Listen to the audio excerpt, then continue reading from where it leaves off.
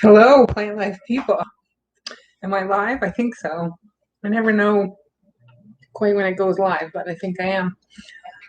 So, how is everyone today? I hope well. Where my part of the world here, we had some residual snow left over from the winter. I guess it needed to shake off, but it's all melted now, so that's good. Because snow sucks in April. You want it to be spring. So today we are back again in the kitchen for another quick, easy, cheap, healthy vegan cooking demo. And this recipe has only one, two, I guess, three or four ingredients. So it's super easy to make.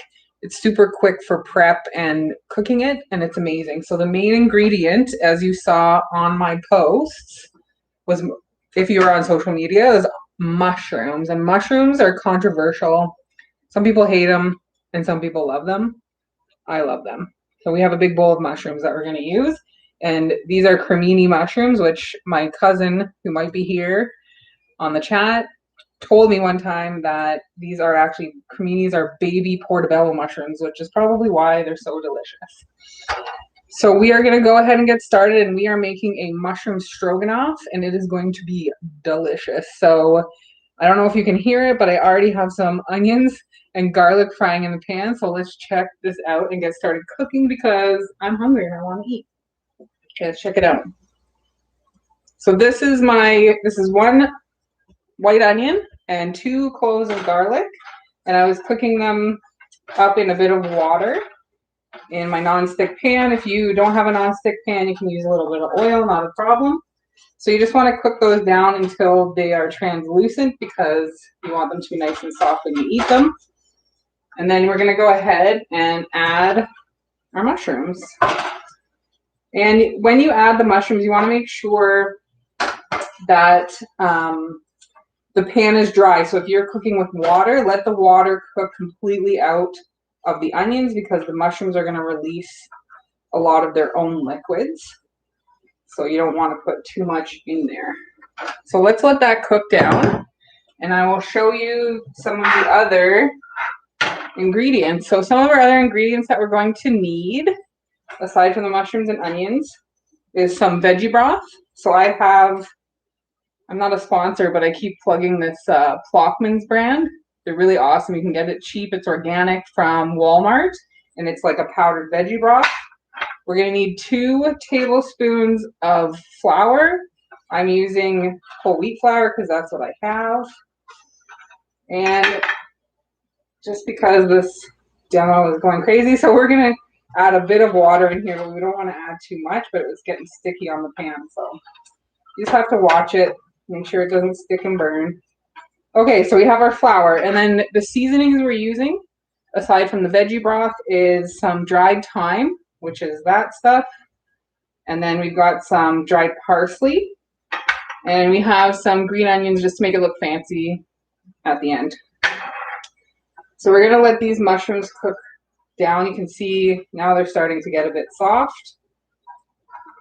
And we're going to cook that. The other thing you can do with this, if you want to use it, you can use some sort of faux beef pieces are really traditional.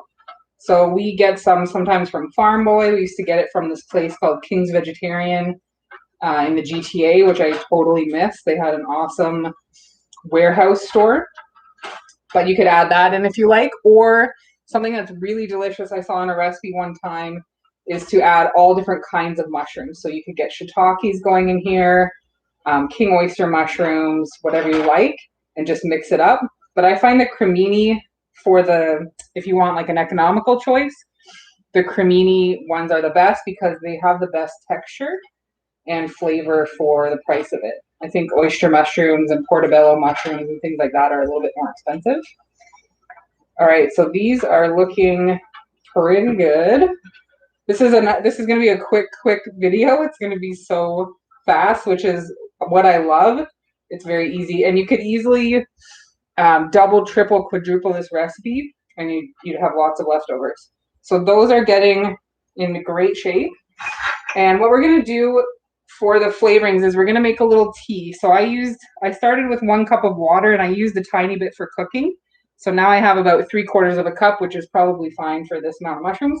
So we're going to make our little tea in here, which is going to be the tea of our flavoring. So I'm going to put in probably a teaspoon of this stuff. This is the powdered veggie broth. And I love this stuff because you don't have to boil the water. If you get a powdered one, you don't have to boil the water first. You just throw it in. And then we're going to take our dried thyme and parsley. We're going to throw that in. It's just an easier way to do it. You don't have to have all these little cups like I have. You can just throw it all in one. So we're getting that prepared. And then the other liquid that you're going to need, so I'm prepping you up here, is you're going to need either some just whatever plant milk you have. I've got oat. And if you want to make it really nice and thick, you can put in a little bit of coconut milk. So I'm going to show you how to mix that up. Or if you had some vegan sour cream, you could put that in, plain vegan yogurt, whatever you want. But actually, if you just put the plant milk in, it's just fine with just that. So now we have a lot of liquid going on here, which is not the greatest because I think on my last recipe, one of my last recipes when I made the pot pie, you're supposed to let this get the liquid out before you put the flour in. So a trick to get around that is let's just pile up our veggies so that there's no liquid sitting there. And then we can sprinkle on our flour. Because if we sprinkle the flour right into the liquid, it's going to just turn into like clumps of dough probably right in our pan, which is not the greatest. So just try to make sure you're stirring it only on the dry veggies. So now they're getting a bit drier. You kind of have to make a strategy sometimes when you're cooking. So there's the rest of our flour. So that was 2 tablespoons. And again, I use whole wheat because that's what I had, but you could use any kind of flour. I have not tried thickening sauces with gluten-free flour. So if you've ever done that and it works, let me know in the chat. So we've got this dry. So now we have to add in our liquid. So we're adding in our little flavored tea to get it started.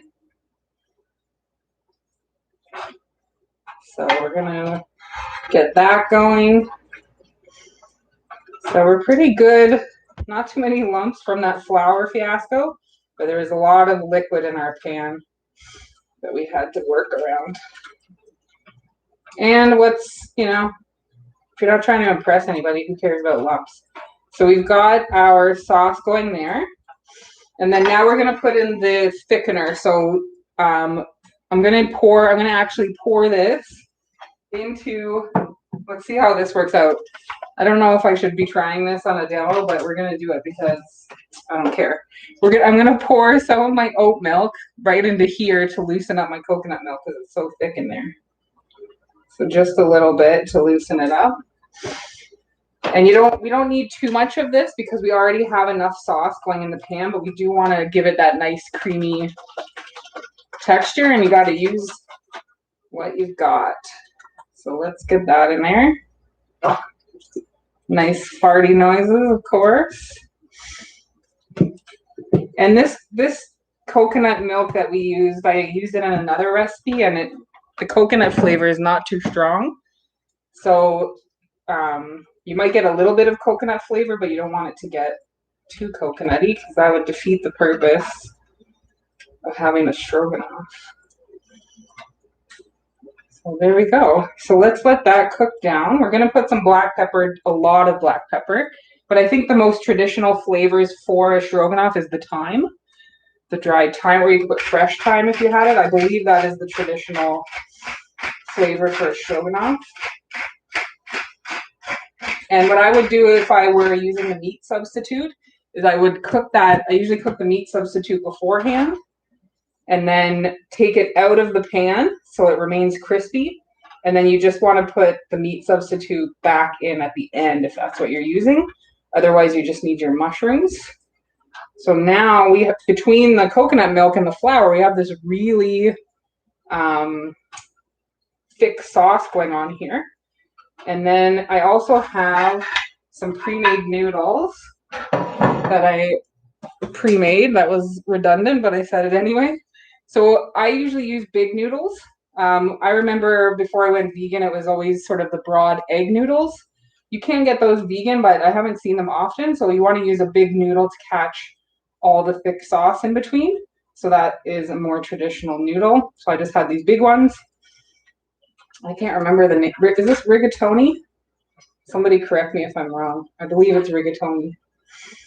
So let's just see if we need any more noodles in here. So I'm just putting these noodles in. Obviously, if you had your noodles cooked fresh, you just put the sauce right on. But I want to warm up these noodles because I did cook them a little bit earlier. I think that is a good noodle sauce ratio. We'll go with that. It's super thick.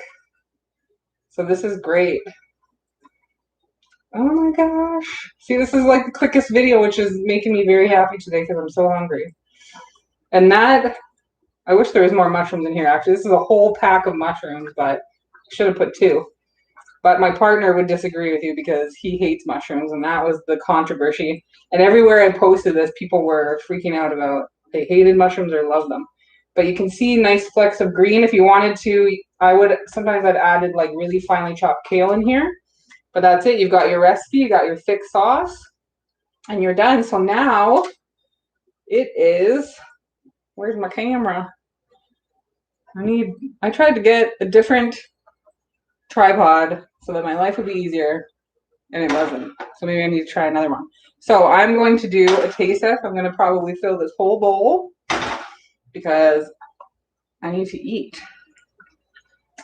I need to get some energy because I think the sun is out and I'm going to go for a walk for sure. All right, so we've got our full bowl.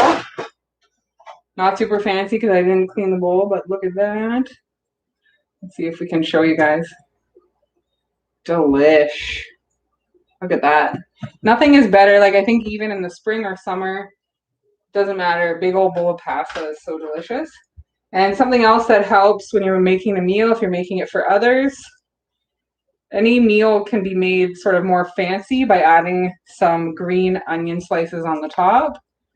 Here's our second shot. Amazing.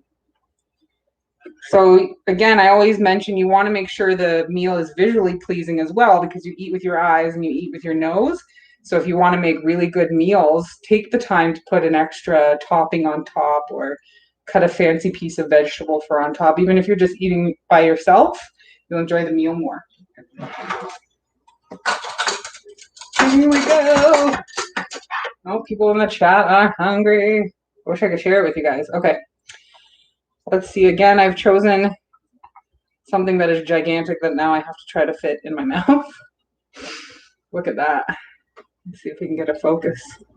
Ooh, see me. You can see the sauce dripping off and the beautiful pieces of onion.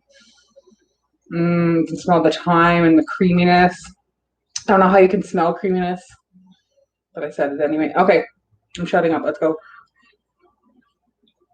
Definitely a spoon for this. I always eat with a spoon. Okay. The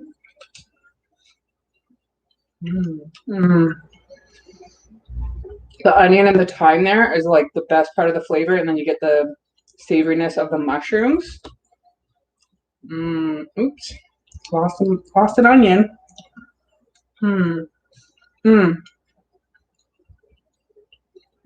Super easy meal on that. The large pasta is like really grabbing onto the thick sauce, and it's so delicious. You're not going to get, like a puddle of liquid at the end. This is a really hearty, thick recipe. That was super quick and easy, and I'm done. I could eat this whole bowl when I'm done. So that is it for this week. Super short, easy vegan recipe. If you are just going vegan lately, you can definitely cook your old favorite meals vegan. It is super easy. You can basically find everything on Google by typing vegan before you search for the recipe. You can also check out my channel. If you're new, please subscribe. It would really help me out. And if you have any extra time, please go ahead and watch another video right after this video because it'll show those pesky YouTube algorithms that my channel is cool. That's it. I'm so happy that you joined me. I saw lots of people in the chat. If I forgot to say hello, hello. Otherwise, enjoy the rest of your day, and I'll see you next week for another recipe. Bye.